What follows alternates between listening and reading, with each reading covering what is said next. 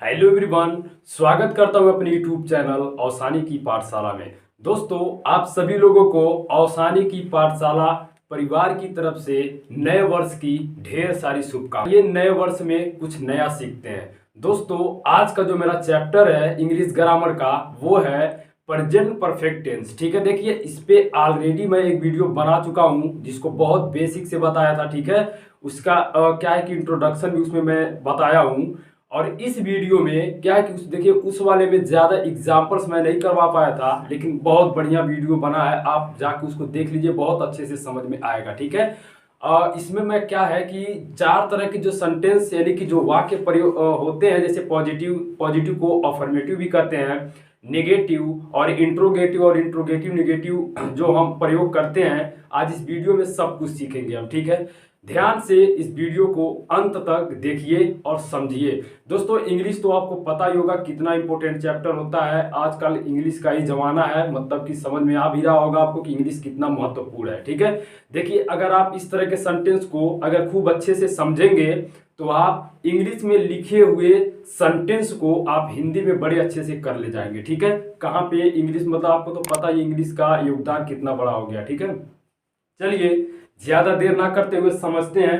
देखिए present perfect tense की पहचान क्या होती है दोस्तों। वाक्य के अंत में चुका है, चुका हूं, ठीक है, चुकी है, मतलब इस तरह के चुका चुकी के साथ है हूं हे आएगा तो हम समझ जाएंगे क्या है, ये प्रेजेंट परफेक्ट टेंस है। लेकिन कभी कभी वाक्य के अंत में या आया रहता है, जैसे या है, अगर या ई आता है और उसके साथ दोस्तों अगर है हूं हे आता है तो ये भी हमारा क्या कहलाता है, प्रेजेंट परफेक्ट टेंस कहलाता है। ठीक है, देखिए एक या ए भी आ सकता है, या भी आ सकता है, ई भी आ सकता है, और चुका चुकी चुके के साथ है हूं हे आ सकता है। ठीक है, देखिए अगर वाक्य के अंत में है हूं हे लगा है तो ये प्रेजेंट हो गया, और चुका चुकी लगा है तो ये परफेक्ट हो गया।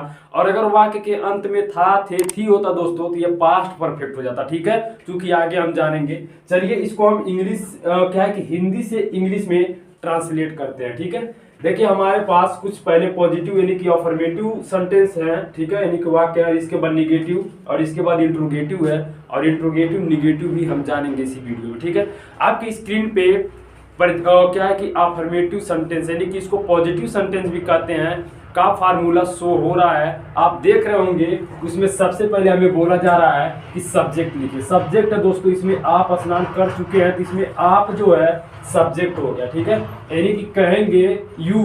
दोस्तों यू मतलब होता है आप या तुम, दोनों होता है। ठीक है, तो कहेंगे यू।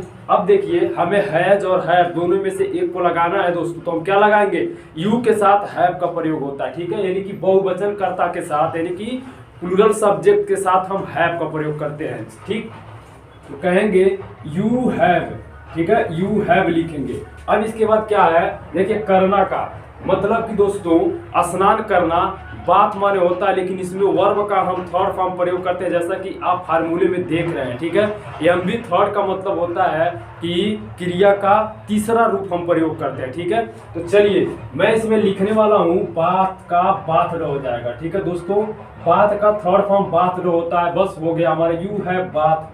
दोस्तों यही क्या हो गया हमारा, देखिए कितना आसान है, बहुत ही आसान होता है, बस आप समझने की प्रयास करिए। इस वीडियो को अंत तक ध्यान से देखिए। ठीक है, आइए अब मैं बताता हूं, मैं इस किताब को पढ़ चुका हूं, अब इसको मैं इंग्लिश में कैसे बनाऊंगा जरा ध्यान से देखिए। ठीक है, तो पॉजिटिव है, यही वाला फार्मूला लगाएंगे जो आपकी स्क्रीन पर इस समय मतलब दिख रहा है। तो आई लगाएंगे दोस्तों, सब्जेक्ट है इसमें आई, आई मतलब मैं होता है। ठीक है, आई। अब देखिए इसके बाद हम आई के साथ हैव का प्रयोग करते हैं, तो कहेंगे आई हैव। आई हैव मतलब कि हैव लगाएंगे आई के साथ।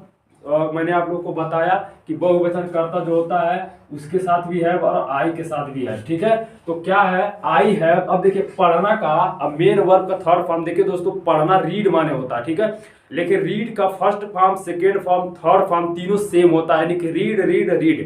ठीक है, इसलिए मैं लिखूंगा आई हैव रीड। ठीक है, READ, आई हैव रीड। अब देखिए इस किताब को, ठीक है, यानी कि इस किताब को तो कहेंगे इन नहीं, दिस बुक कहेंगे। I have read this book मतलब इस किताब को। ठीक है, दिस बुक।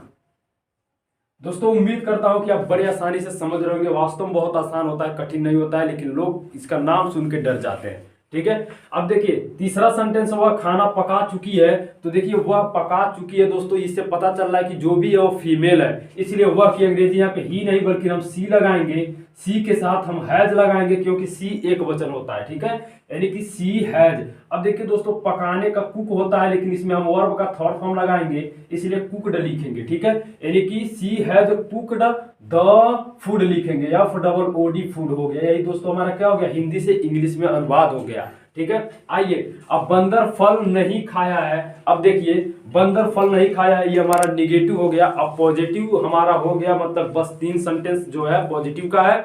अगर आप खूब अच्छे से दोस्तों इसको समझेंगे तो आप वर्ब को और कर्ता को बदल बदल के बहुत सारे आप वाक्य बना सकते हैं घर बैठे, ठीक है, बगैर किताब उठाए, ठीक है। इसलिए आप ध्यान से मेरे वीडियो को देखिए और समझने का प्रयास करिए, ठीक है।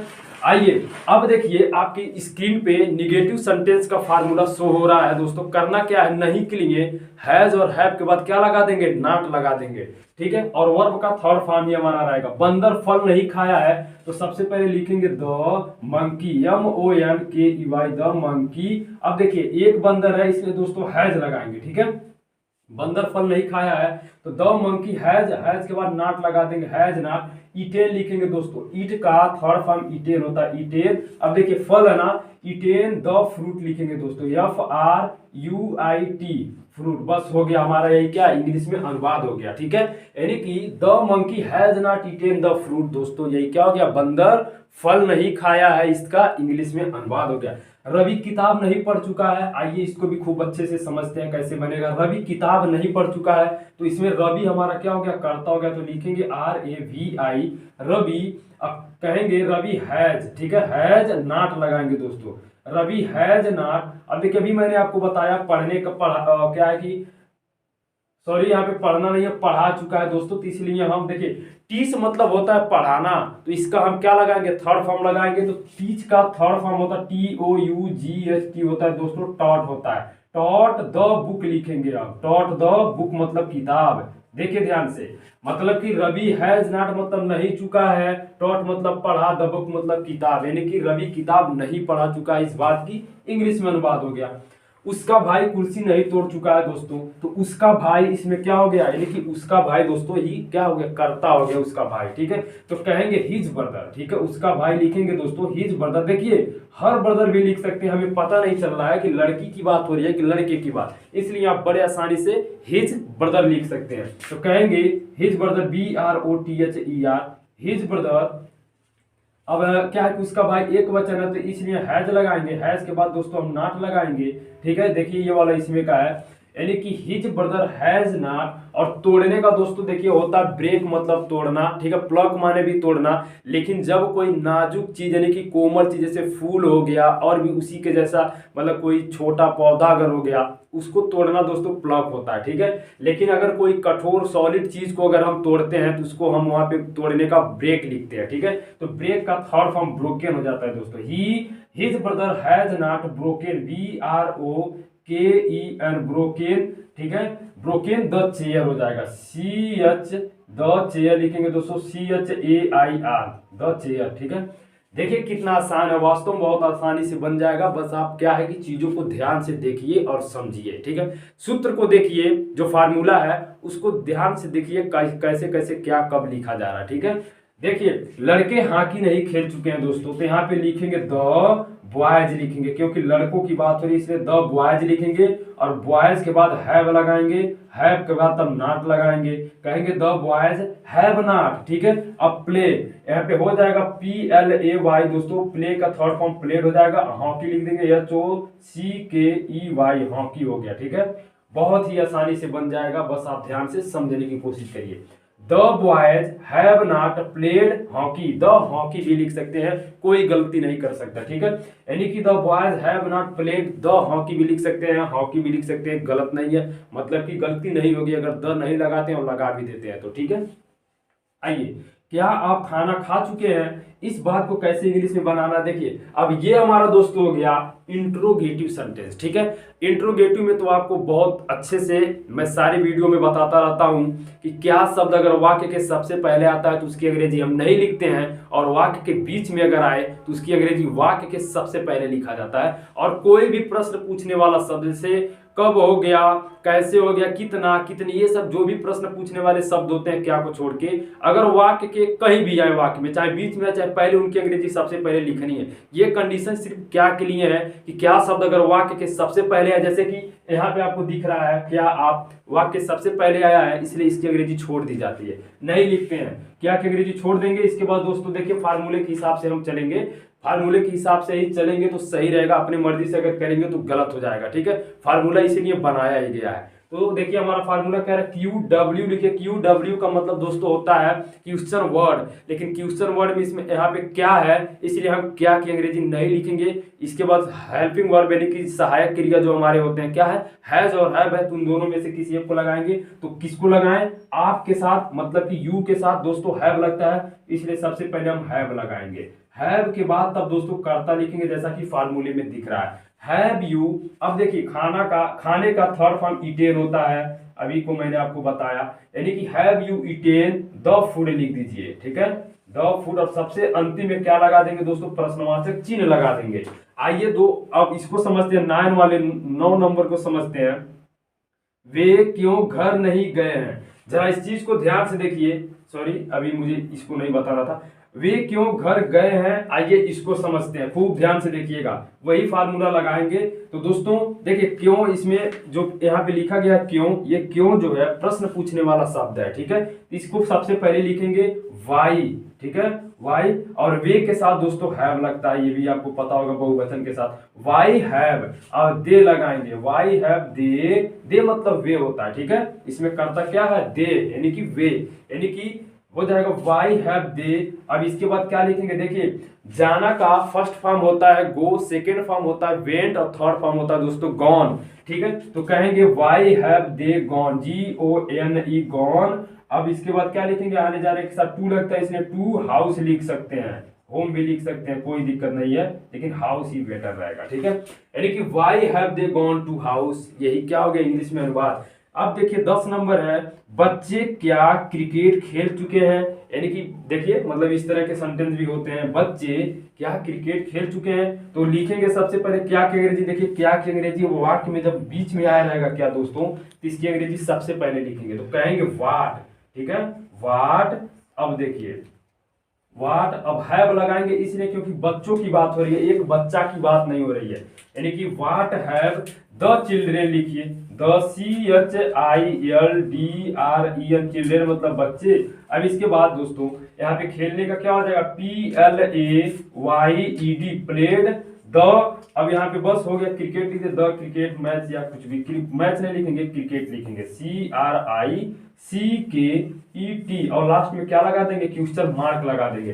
दोस्तों ये हमारा था मतलब कि 10 वाक्य। आइए अब समझते हैं कि मतलब इंट्रोगेटिव नेगेटिव, देखिए बहुत ही आसान होता है, इंट्रोगेटिव नेगेटिव कठिन नहीं होता है, आप बड़े आसानी से समझ जाएंगे, बस आप केवल वीडियो के अंत तक बने रहें। ठीक है, चलिए मैं मिटाता हूं, बड़े आसानी से आप समझेंगे इसको भी।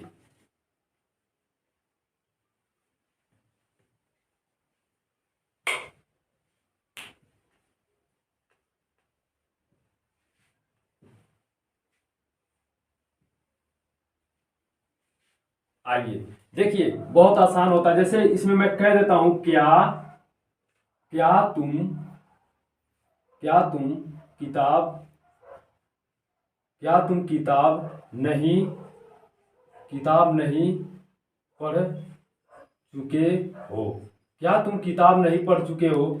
इंट्रोगेटिव नेगेटिव का मतलब यह होता है दोस्तों कि जिसमें प्रश्नवाचक भी आए और नहीं शब्द भी आए। आइए एक सेंटेंस और लेते हैं। ठीक है, जैसे मैं इसमें और कह रहा हूं कि क्या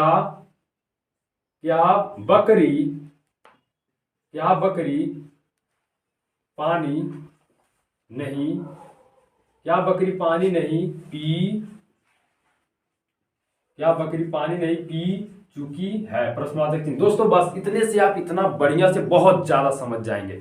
अगर ये दो वाक्य अगर आप बनाना जान गए इंट्रोगेटिव नेगेटिव में, तो बहुत आसानी से आप बहुत सारे वाक्य बना सकते हैं। ठीक है, आइए क्या तुम इस क्या तुम किताब नहीं पढ़ चुके हो? देखिए इंट्रोगेटिव नेगेटिव का फार्मूला आपकी स्क्रीन पे शो हो रहा है, आप देखिए उसको। सबसे पहले QW लिखना है, फिर हैज हैव लिखना है, फिर सब्जेक्ट लिखना, सब्जेक्ट के बाद दोस्तों क्या लगा देना, नहीं के लिए नॉट। बाकी हमारा इंट्रोगेटिव की तरह ही है, बस करना क्या है, हैव के बाद ही नॉट लगा देंगे। हमारा इंग्लिश में क्या है कि इंग्लिश में क्या हो जाएगा, अनुभाव हो जाएगा। ठीक है, आइए समझते हैं। तो हो जाएगा इसमें, देखिए क्या की अंग्रेजी छोड़ देंगे, क्या की अंग्रेजी नहीं लिखना है, इसलिए हम सहायक क्रिया लिखेंगे। क्या लिखेंगे, यू सॉरी हैव लिखेंगे, हैव। ठीक है, कहेंगे हैव यू। अब देखिए क्या है कि नहीं के लिए नॉट लगाएंगे, हैव यू नॉट। अब रीड का थर्ड फॉर्म रीड ही होता है, have you not read the book लिख दीजिए, हो गया। ठीक है, बस देखिए कितना आसान है। आइए इसको भी बनाते हैं। क्या बकरी पानी नहीं पी चुकी है, क्या शब्द इसमें भी वाक्य सबसे पहले है, इसलिए इसका अंग्रेजी छोड़ देंगे। अगर बीच में होता तो वार्ड सबसे पहले लिखते हैं, इसलिए इसको छोड़ दीजिए। तो देखिए यहाँ पे बकरी, एक ही बकरी की बात है, बकरियां नहीं बोला गया, इसलिए हैज लगाएंगे, has the goat, has the goat not. ठीक है, हैज द गोट नॉट। अब देखिए क्या है, ड्रिंक मतलब पीना, ड्रैंक मतलब जो उसका सेकेंड फॉर्म होता है, ड्रंक थर्ड फॉर्म होता है दोस्तों। इसलिए यहाँ पे क्या लिखेंगे, DRUNK ड्रंक लिखेंगे, ड्रंक द वाटर। ठीक है, WATER, प्रश्नवाचक चिन्ह लास्ट में लगा देंगे, यानी कि has the goat not drunk the water. दोस्तों ये क्या था, हमारा आज का प्रेजेंट परफेक्ट था, जो बहुत ही मतलब आसान होता है।